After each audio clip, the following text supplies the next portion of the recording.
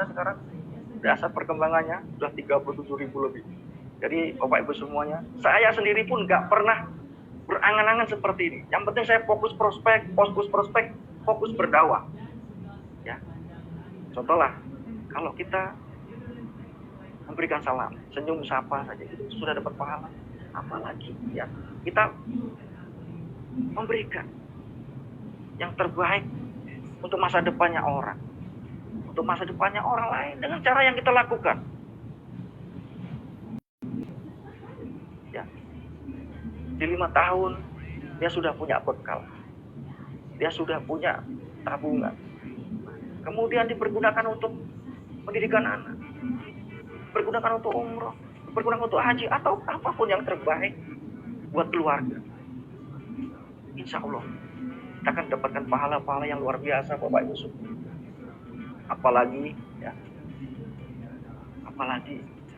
yang saya ajak ini juga sama-sama melakukan, berjuang bersama-sama, susah senang bareng sama-sama, kemudian dapat income, dapat uang, dan uang itu dipergunakan untuk bahagiakan anak, istrinya, ataupun keluarganya.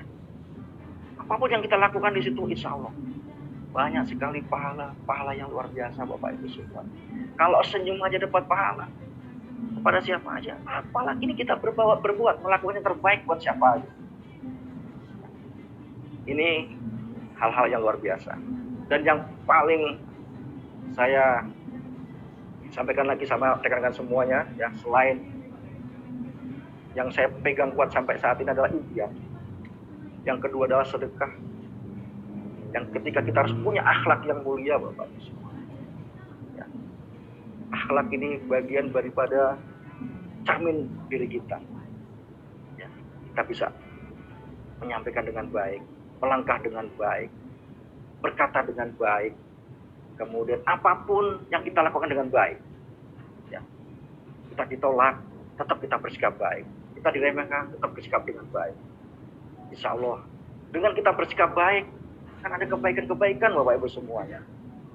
Nah, setelah itu, ya, saya pasti doakan seluruh mitra-mitra Tri-Eye. Ya, saya doakan dan inilah hasilnya. Ya mungkin yang nggak aktif bisa bangkit lagi, bisa bangun lagi untuk action. Itu berkah daripada doa-doa yang selama ini saya lakukan Bapak Ibu semua. Dan yang selama ini saya juga lakukan adalah tidak putusnya insya Allah. Ya, saya pernah ketemu sama Pak Haji, Pak Gusmi. Kalau pengen sukses muda, Pak Gusmi, tolong jawabkan ini. Apa itu Pak Haji? Waktu itu saya bilang begitu sama beliau.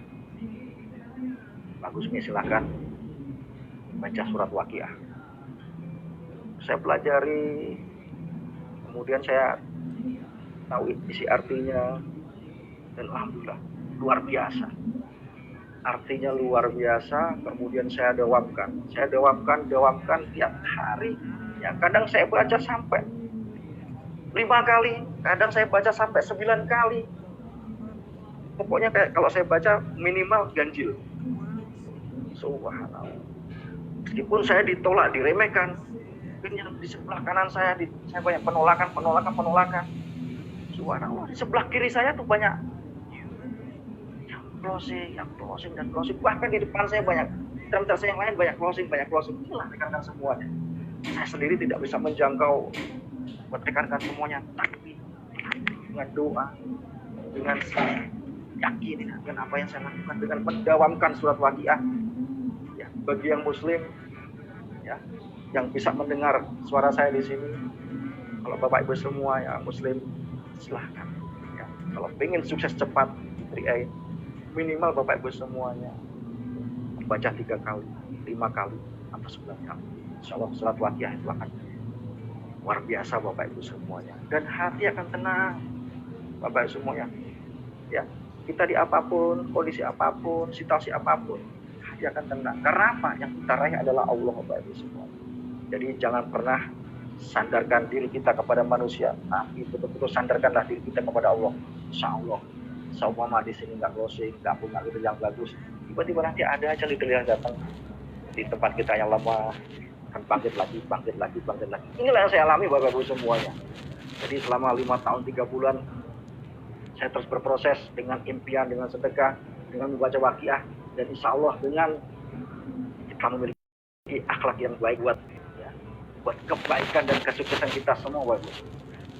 Jadi hal-hal seperti itulah yang saya rasakan, yang saya sampaikan kepada rekan-rekan semuanya. Ya. Hidup ini kita harus punya tujuan. Tujuannya seperti apa? Kayak contoh tadi, saya harus punya impian saya apa nih? Saya harus gapai. Saya pengen umroh, saya pengen haji, saya pengen beli rumah. Inilah yang harus kita miliki. Ketika kita memiliki tujuan yang baik, yang bagus, ya, buat keluarga kita, insya Allah kita akan terus berjuang Bapak Ibu semuanya. Ini yang saya alami. Nah, ketika berjuang, ketika kita mungkin ada kendala atau apapun, jangan lupa Bapak Ibu semuanya, kita sulit atau apapun, sedekah Bapak Ibu semuanya. Ketika sedekah, hati tenang, insya Allah akan dimudahkan dimanapun Bapak Ibu semuanya, prospek ataupun POP dimanapun Bapak Ibu semuanya. Ini yang saya alami. Ya. Kemudian tetap bersikap baik kepada siapa yang tadi saya. Nah, kemudian yang terakhir adalah itu kita harus jawabkan surat waqiah Bapak Ibu semuanya. Saya hanya mengajar, terbatas waktu saya tidak bisa bangun tim di Jawa Timur, bangun tim di Kalimantan, bangun tim saya di Papua, bangun tim saya di Aceh, bangun tim di Sumatera, bangun tim di luar negeri. Saya tidak bisa. Semua ini adalah campur tangannya Allah. Semua ini kembali kepada keyakinan kita. Kalau kita yakin memiliki kekuatan yang luar biasa, insya Allah semua mimpi akan diselesaikan sama Allah. Ya, dan kita pun juga hebat untuk tujuan akhirat kita. Seperti itu. Nah, jadi Bapak Ibu semuanya, 5 tahun 3 bulan perjalanan yang luar biasa di Tria ini, ya, banyak kendala, banyak ujian, banyak cobaan. Kita hanya sabar. Ya, kunci kita sabar, mau belajar, mau koordinasi dengan diri kita. Insya Allah akan jadi yang terbaik buat kita. Nah, kurang lebih sharing saya seperti itu, ya. Terus semangat Bapak Ibu semuanya. Terus berjuang Bapak Ibu semuanya. Jangan pernah takut dengan penolakan. Tapi takutlah Bapak Ibu semuanya tidak bisa membahagiakan keluarga. Mumpung Bapak Ibu semuanya diberikan kekuatan, mumpung Bapak Ibu semua diberikan kesehatan, lakukan yang terbaik buat keluarga. Jangan sampai Bapak Ibu semuanya hidup sekali ini melakukan hal-hal yang biasa. Bapak Ibu semuanya lakukan terus. Insya Allah Tria ini jalan yang terbaik buat Bapak Ibu semuanya. Terus berkaya, terus berjuang, jangan pernah menyerah. Insya Allah kebahagiaan akan selalu menyertai kita. Bagi siapa aja yang mau berjuang untuk membahagiakan keluarga. Begitu Bu Esther, terima kasih. Mudah-mudahan sharing saya siang ini bisa terus ya menginspirasi. Jangan lupa Bapak Ibu semuanya miliki impian. Terus bersedekah, ya, miliki akhlak yang baik, dan yang keempat adalah membaca surat waqiah. Insya Allah sukses kita, sukses dunia akhirat Bapak Ibu semua. Terima kasih. Assalamualaikum warahmatullahi wabarakatuh. Luar biasa Pak Gusmik pada sharingnya pada siang ini, sangat menginspirasi ya. Dan teman-teman ya, perjuangannya tidak mudah, tapi ya itu tadi Pak Gusmik bilang tetap sabar, tetap berproses, dan nantikan pasti hasilnya indah pada waktunya. Nah ternyata kita nggak nyangka ya kalau Pak Gusmik ini dalam perjuangan sebelumnya Crown pun, sebelum mencapai Titanium pun sempat jual Super Pel ya. Ya itu kenangan yang tak terlupakan. Nah teman-teman, ya jadi teman-teman silakan nanti sambil saya nanti akan ngobrol sedikit dengan Pak Gusmik, tapi teman-teman yang bertanya silakan menulis ya pertanyaannya. Ya, Bu Esther mangga. Ya, silakan menulis pertanyaannya di kolom komentar dan akan saya bacakan. Baik Pak Gusmik, jadi setiap kita ya dari sharingnya Pak Gusmik yang saya tangkap adalah intinya gini teman-teman, kita harus punya tujuan hidup yang jelas. supaya apa yang kita kerjakan itu pun jelas arahnya, kita mau ngapain gitu. Karena kalau misalkan kita cuma mengikuti hidup dengan hidup apa adanya dan hidup seperti air mengalir, ya tujuannya kemana juga kita nggak tahu. Tapi hidup ini tentunya akan berjalan dengan begitu indah, akan banyak pencapaian kalau semuanya direncanakan dan ada tujuan pencapaiannya. Pak Gusmik, tadi kan sharingnya banyak juga penolakan, banyak tantangan, banyak masalah. Pak Gusmik, bagaimana menghadapi satu saja penolakan, karena dari tadi Pak Gusmik juga pernah sempat share bahwa sempat closing massal ya, ratusan orang sekaligus.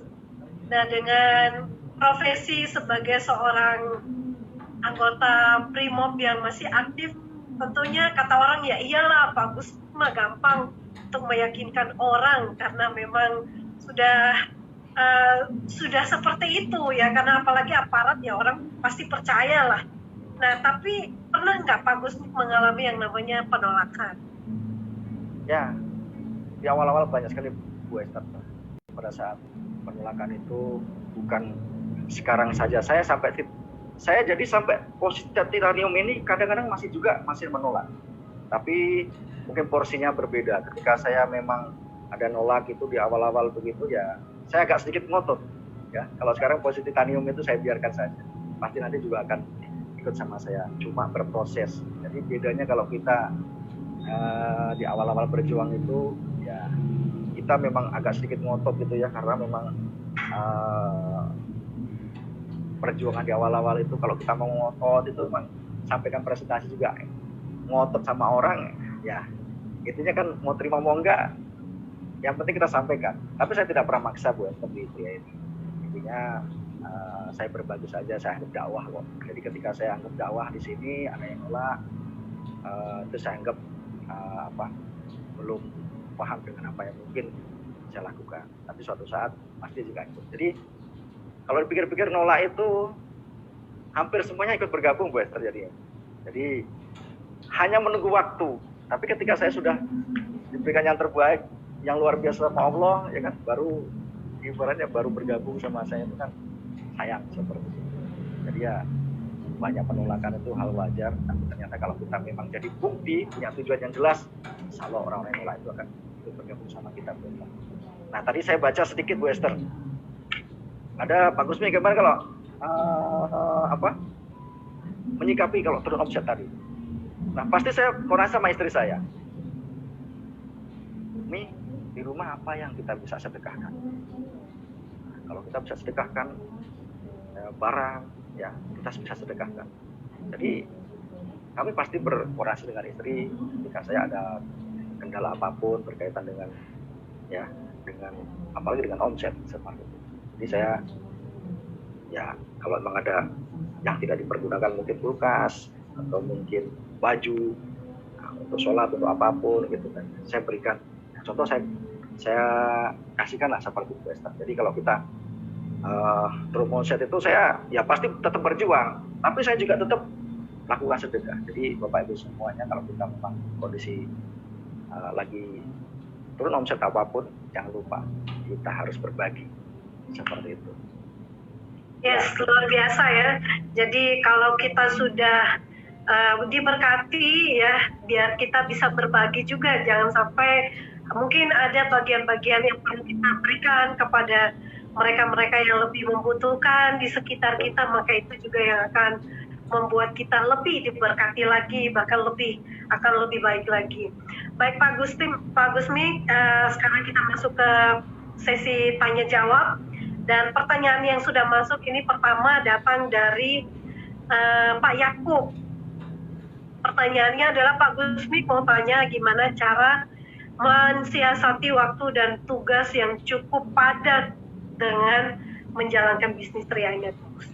Nah, sebenarnya dengan adanya waktu saya terbatas ini, tadi saya sudah sampaikan. Ya, ketika saya bertugas, ini program Tria ini kita bisa sampaikan di mana aja kita berdiri Bapak Ibu semuanya. Ketika saya tugas, memang saya kebetulan di pelatih ya. Jadi ketika saya mungkin sambil melatih gitu kan, saya bisa di sela-sela waktu istirahat, jam istirahat 1 jam gitu kan saya sampaikan program 3A itu kepada siapa aja, ya sambil nyantai-nyantai aja, itu yang saya lakukan. Kemudian ketika saya di gunung pun ketika memang ada waktu saya juga sampaikan. Jadi Bapak Ibu semuanya, 3A ini mudah Bapak Ibu semuanya, asal kita mau, insya Allah bisa. Jadi dimanapun kita berdiri kita bisa menyampaikan program 3A ini dengan baik kepada siapa aja Bapak Ibu semuanya. Jadi tidak ada kata tidak bisa ya. Kalau nggak bisa, berarti memang orang itu tidak ada kemauan untuk maju dan sukses Bapak Ibu semua. Itu Bu Esther. Oke, baik. Semoga bisa menjawab pertanyaan dari Pak Yakub, dan pertanyaan berikutnya datang dari Bu Fitrani. Bagaimana cara meyakinkan orang lain tentang bisnis 3i Networks ini, Pak? Oke, cara meyakinkan yang jelas ya, Bapak Ibu semuanya harus kuasai materi. Materi ini ya, profil perusahaannya Bapak Ibu semuanya kan bisa dihafal gitu. Baik ya, contoh nih, perusahaan berdiri tanggal sekian, kemudian terdaftar sah di OJK tanggal sekian. Nah, ini harus Bapak Ibu semua kuasai. Kalau Bapak Ibu semua nggak kuasain, ya intinya nggak akan closing Bapak Ibu semuanya. Jadi materi profil perusahaan ini kan Bapak Ibu semua bisa hafal. Nah, artinya kalau Bapak Ibu semuanya bisa hafal, paling sehari pun hafal Bapak Ibu semuanya. Itu kalau Bapak Ibu semuanya hafal, ngalir sendiri, ngomongnya itu sudah ngalir. Ini loh, kalau tidak percaya ya, legalitas terdaftar sah di OJK tanggal sekian. Ini harus kita jelaskan supaya apa? Kita menyampaikan itu dengan benar. Caranya ya tadi tuh, belajar menguasai materi profil perusahaannya Bu Esther. Nah, di situ kalau kuasai materi profil perusahaannya, orang pun akan mudah, akan closing seperti itu. Nah, kurang lebih begitu Bu Esther. Ya, baik. Terima kasih, dan kita lanjutkan ke pertanyaan berikutnya. Ini ada 2 pertanyaan yang sama ya, masih berkaitan. Jadi saya gabung jadi satu. Bagaimana cara membangkitkan jenderal yang down, dan bagaimana menghadapi mitra yang